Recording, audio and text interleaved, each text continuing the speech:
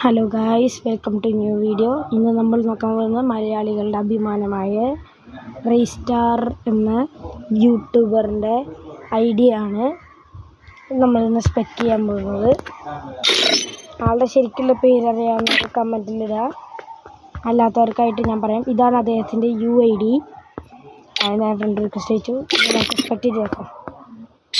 പേര് റീസ്റ്റാർ, Rai brothers guild, 7 level, 7 years old account, 2 പ്രാവശ്യം PR ഉണ്ട് ഹീറോയ്ക്ക്.